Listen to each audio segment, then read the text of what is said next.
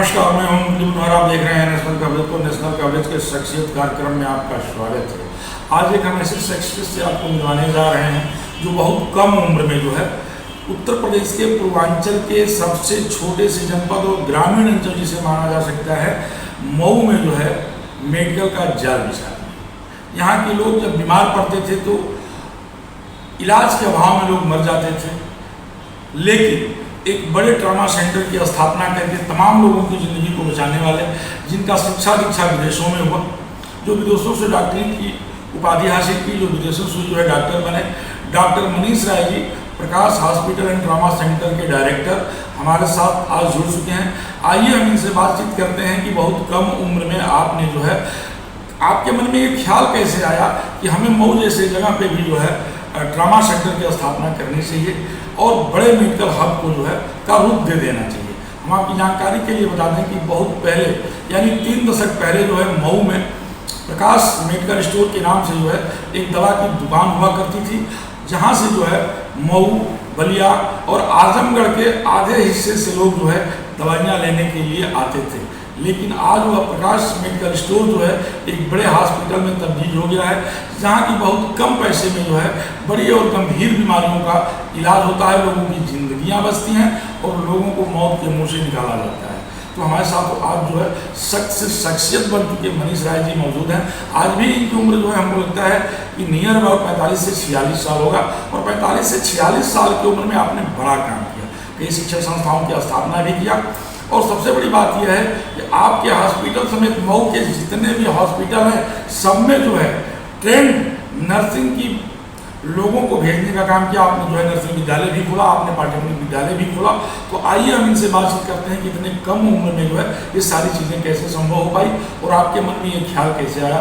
अब आप शख्सियत हो चुके, बहुत कम उम्र में जो है आपने मऊ जनपद में जो है अब देखा जाए तो बलिया, आजमगढ़ और देवरिया के आधे हिस्से में जो है इलाज का एक बड़ा केंद्र बिंदु आपने बना दिया है। आपके मन में कैसे ख्याल आया कि हमें यहाँ एक ट्रॉमा सेंटर करना?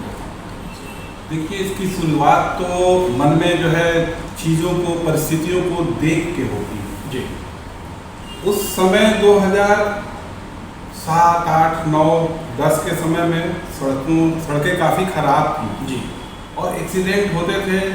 जो मरीज है रिफ़र होते थे मऊ से, कोई उतनी अच्छी मेडिकल की फैसिलिटी नहीं थी, तो कोई बनारस जाता था, कोई लखनऊ जाता था, कोई गोरखपुर जाता था और वहाँ पहुँचते 50-60% लोग रास्ते में दम तोड़ देते। जी। ऐसे ही एक वाकया 2010 में हुआ। एक मेरे रिलेटिव हैं जो कि घोसी चीनी मिल पे अपना गन्ना लेके जा रहे थे और वो अपना मोटरसाइकिल से उनका एक्सीडेंट हो गया। शाम का समय था, करीब 7, साढ़े 7, 8 बजे सूचना मिली, जिला अस्पताल पर उनको ले जाया गया। एक छोटी सी मशीन होती है, सक्शन मशीन, जिससे जो ब्लड वगैरह, इंटरनल ब्लीड वगैरह हो रहा है उसको हम लोग सक कर सके, निकाल सके। वहाँ एक चीज़ तक व्यवस्था नहीं थी, कार्टन से हम लोग सक कर करके निकाल रहे हैं। हम आपको रोकेंगे, जो आपने ब्लड निकालने की बात कहा, जब भी एक्सीडेंट होता है तो क्या ये जरूरी होता है कि उस ब्लड को बाहर निकाला जाए? देखिए, बहुत से केसेस में ऐसा होता है जब इंटरनल ब्लीड होता है तो मुंह से भी ब्लीड चालू होता है।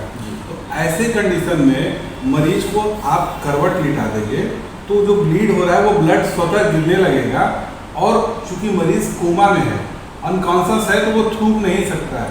तो ब्लड क्या है कि बहुत तेजी से आप देखते हैं सूखता भी बहुत तेजी से। जी। अगर गले में सूख गया, एस्पिरेट कर गया, चेस्ट में चला गया तो मरीज की जान तो स्वतः चली जाएगी।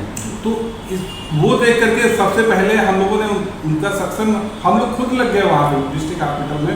हमने जब देखा वहाँ की व्यवस्था, क्योंकि बाहर हम लोगों ने देखा था ट्रॉमा सेंटर में कैसे किया जाता है, खुद मैनेज किया। मेरे छोटे भाई मेरे संयोग से उस समय अखिलेश रहा, वो भी थे और मरीज को फिर हम लोग लेके हेरिटेज गए और उस परिस्थिति में फिर 2 दिन वहाँ हेरिटेज पे रहने के बाद और बनारस BHU रखने के बाद ये मुझे लगा कि ये तो मतलब कोई इलाज है ही नहीं, मऊ में नहीं है, आजमगढ़ में नहीं है, अभी अनूप सिंह भी नहीं आए थे उस समय। तो फिर मेरे दिमाग में आया कि निश्चित रूप से कुछ ना कुछ तो करना पड़ेगा, अदरवाइज बहुत से लोगों के पास साधन नहीं होता होगा, व्यवस्था नहीं होती होगी और पेशेंट वहीं एक्सपायर कर जाता है। तो फिर मैं अपनी प्लानिंग को देखते हुए तमाम जो अपने मित्रों हैं उनसे बोलना चालू किया। उसमें बहुत गिनती के न्यूरो सर्जन हुआ करते थे बनारस में। उस समय डॉक्टर अलकनंदा हॉस्पिटल के डॉक्टर साहब थे, अब तो वो एक्सपायर भी कर गए। उन लोगों से, तमाम लोगों से बातें हुई, तो एक मेरे फ्रेंड है डॉक्टर, जिस समय बात हो रही थी उस समय उम्र आपकी बहुत कम थी। हाँ उस समय तो बहुत कम उम्र, लोग आपको हल्के में भी लेते रहे हाँ, होंगे। निश्चित रूप से हाँ, 30-32 साल मेरी उम्र थी। 32 साल की उम्र में एक बड़े कार्य की तरफ ये जो है। हाँ, उस समय देखिए, उस समय परिस्थितियाँ ऐसी थी कि जब भी मैं किसी काम के लिए लोगों से डिस्कस करता था तो लोग बहुत लाइटली लेते थे चीज़ों को, लेकिन एक जुनून था। और देखिए, जब आपका विजन स्पष्ट हो कि आपका विजन क्या है और उसके लिए आप प्रतिदिन एक कदम चलते हैं, तो निश्चित रूप से आपको सफलता मिलती है। तो मेरा विजन क्लियर था, मैं ईमानदारी से अपने विजन के लिए प्रतिदिन काम कर रहा था। उसी दरमियान डॉक्टर राम मनोहर लोहिया से डॉक्टर अमित सिंह और सचिन सिंह का MCH न्यूरो सर्जरी पूरा हुआ 2012 के लास्ट में। मेरी बात हुई लोगों से, वो लोग मऊ बोले देखेंगे। मैं डर भी गया कि छोटा जगह है, शॉपिंग मॉल नहीं है, कॉम्प्लेक्स नहीं है, इन लोगों का 5 स्टार होटल नहीं है। लेकिन वो लोग भी ठहरे, नवोदय विद्यालय के पढ़े निकल गए और उनको गांव गिराव से बड़ा लगाव लगा और बोले कि लोग कि हम लोग ऐसा ही जगह चाहते थे। तो पहला तो मेरा सपना पूरा हो गया कि उन लोगों ने हाँ कर दिया। और सबसे बड़ी चीज़ की, जब स्टार्टिंग में हमारे पास बेसिक फैसिलिटीज़ बहुत कम थी, तो जो मतलब इंडियन टेक्नोलॉजी और इंडियन दिमाग से उन लोगों ने काम किया, वो बहुत हेल्प हुआ। क्योंकि इक्विपमेंट तो धीरे धीरे जैसे जैसे जरूरत हुई वैसे वैसे उनको बताते गए, हम बनाते गए। लेकिन स्टार्ट करने के लिए जो बेसिक चीज़ होती है, नॉलेज, वो उनके पास परफेक्ट था। और 30 बेड के हॉस्पिटल से आज 150 बेड का हॉस्पिटल बना। सचिन जी तो जब आए थे तो उसमें काफ़ी जो है शोहरत भी थी और लोगों के दिमाग में था कि सचिन है तो हमारे मरीज को बचाया जा सकता है, और काफ़ी कुछ जो है हॉस्पिटल के लिए सचिन जी ने किया। लेकिन ये तो उनके इलाज का मामला था। सवाल ये खड़ा होता है कि इतने कम उम्र में आपने इतना सफलता हासिल किया, ये आपकी कहीं न कहीं जो है आपको श्रेय जाता है कि आपने मैं आगे रह के लीड करता हूँ और कोशिश करता हूँ कि सच्ची मन से सेवा भाव से काम होना चाहिए। मॉनिटरी पैसे का बहुत यहाँ पे महत्व नहीं है। अगर हम 2010 के पहले की बात करें तो यहाँ इस तरह के कोई कायदे का डॉक्टर भी नहीं था जो फिजिशियन हो या किसी को। आज के डेट में मऊ में बताता हूँ, एक फिजिशियन भी लोग जो हैं 500 रुपये 400 रुपये फीस है, और मेरे यहाँ आज भी सुपर स्पेशलिटी न्यूरो सर्जन की फीस 300 रुपये है। आज भी 300 रुपये है। 2012 में जब स्टार्ट हुआ था तब भी 300 रुपया था। हम लोगों ने आज तक फीस नहीं बढ़ाया, क्योंकि हम चाहते हैं कि जो हमारी सुविधाएं हैं वो समाज के सबसे गरीब अंतिम व्यक्ति तक पहुंचा दें। नर्सिंग कॉलेज खोलने का ख्याल करना है, इसके पीछे भी वही एक कहानी है। 2002-03 में की बात होगी, मैं अभी स्ट्रगल कर रहा था, तो एक दिन रात में 11-12 बजे मेरी माता जी को वोमिटिंग होने लगी और फार्मेसी अपनी थी, दवाएं पता थी, सिरिंज था, लेकिन लगाए कौन। तो हम लोग सर्च करने लगे। उस समय कुछ चुनिंदा नर्सिंग होम, छोटे छोटे नर्सिंग होम थे। गया, गाड़ी में मम्मी को बैठाया लेके वहाँ पहुँचा, वहाँ जगा रहे हैं, उठ रहे हैं वहाँ से। तो मैंने देखा कि ना ग्लोव्स पहन रहे हैं, ना स्प्रिट लगा रहे हैं, कहाँ लगाना है, और मतलब ठोक दिया उन्होंने। मैं कहा यार यहाँ तो सब बहुत खराब स्थिति है। फिर मैंने एक सर्वे किया, 700-800 में हाई स्कूल, इंटर पास लोग ये तमाम जगह नर्सेस का काम कर रहे हैं, वार्ड बॉय का काम कर रहे हैं। कोई ट्रेंड नहीं है, कुछ नहीं है, क्यों कैसे लगाते हैं इंजेक्शन, क्या करते हैं, कुछ बारे में पता नहीं है। बस उनको यही पता है कि यहीं पकड़ के यहीं ठोक देना है, लग जाना है। मैं कहा यार ये तो बड़ा गलत वो है। और ऐसा भी नहीं कि यहाँ टैलेंटेड लोग नहीं हैं, लेकिन कोई पहल नहीं कर रहा था। ऐसे में मैं जब देखा तो मैंने जो है पता किया, सारे नाम्स पता किया। 2010 में अप्लाई किया, 2011 में यहाँ पे GNM और ANM सबसे पहले मैंने स्टार्ट किया जी। और उसके बाद आज देखिए, कम से कम इतनी दिल को खुशी होती है कि कहीं भी अच्छे संस्थान में आप जाएंगे तो मेरे यहाँ की नर्सेज आपको गवर्नमेंट जॉब मिल जाएगी। सैकड़ों लोगों का परिवार चल रहा है। एक जानकारी के लिए मैं बता दूँ, जो शख्स से शख्सियत का जो मेरा कार्यक्रम है ये यूं ही नहीं रखा गया है। इसके पीछे का जो कारण है, एक हम लोगों ने भी सर्वे कराया और उस सर्वे में उभर करके आया कि चाहे वो प्राइवेट नर्सिंग होम हो, चाहे सरकारी नर्सिंग होम हो, चाहे सरकारी हॉस्पिटल हो, जब भी वहाँ के नर्स से बातचीत किया गया तो यही कहते थे कि हम लोग प्रकाश नर्सिंग होम से पढ़ करके आए हुए हैं।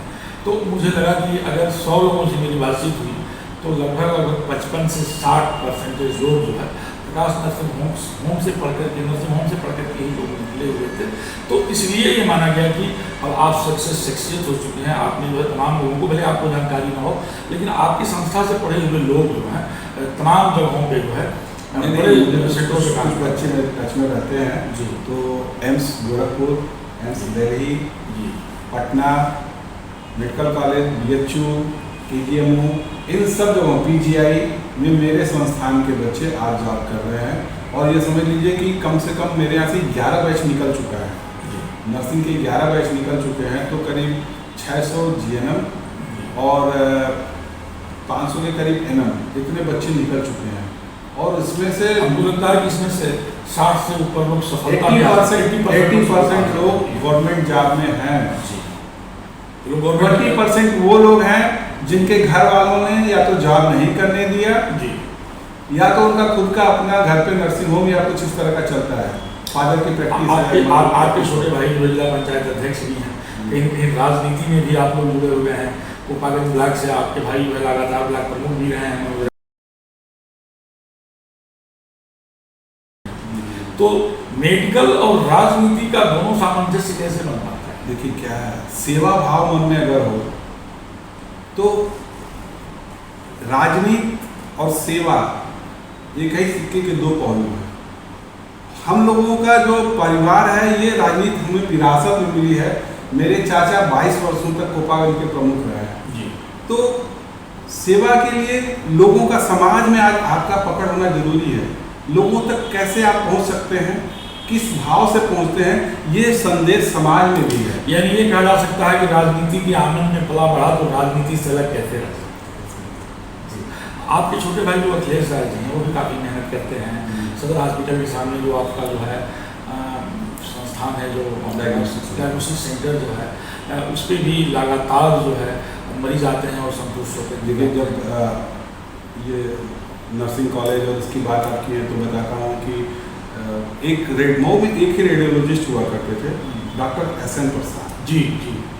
और वो बेचारे 2006-07 में कैंसर से एक्सपायर कर गए।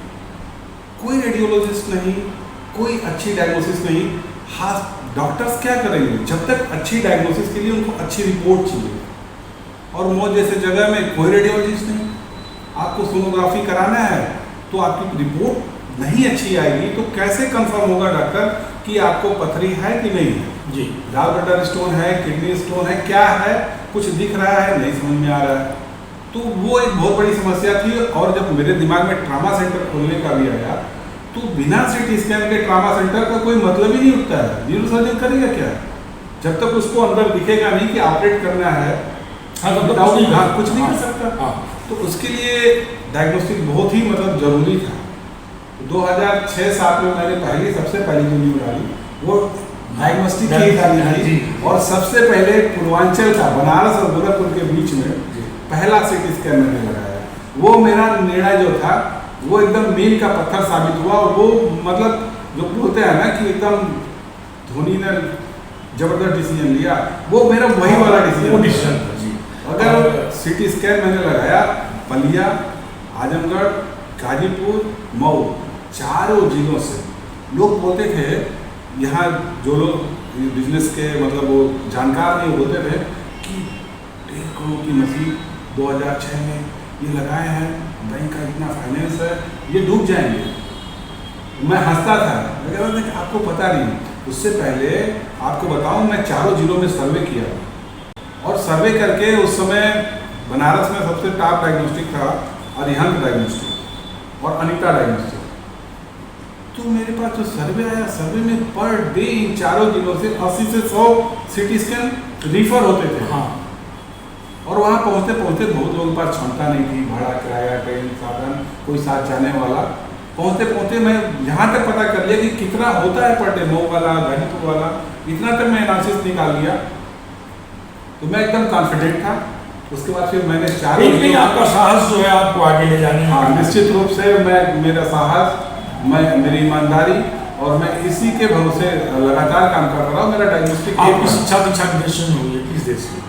देखिए एक्चुअली मैं गया तो था, नेपाल पढ़ने के लिए गया था, कुछ कारणों से वहाँ कंप्लीट नहीं हुआ, तो बाकी का मैंने फिर ग्रेजुएशन वगैरह सारा कुछ इंडिया से ही किया। तो आप सुन रहे थे डॉक्टर मनीष राय जी को। डॉक्टर मनीष राय जी जो हैं प्रकाश हॉस्पिटल ट्रॉमा सेंटर के जो हैं डायरेक्टर हैं, और आपने पूर्वांचल के मऊ, आजमगढ़, बलिया और देवरिया जैसे जगहों के मरीजों को सस्ता और कम दाम में सेवा देने का जो संकल्प लिया, एक अपने आप में बहुत बड़ी चीज़ थी। मुरली मनोहर के साथ तेजी खास रिपोर्ट, आप बने रहिए मेरे साथ।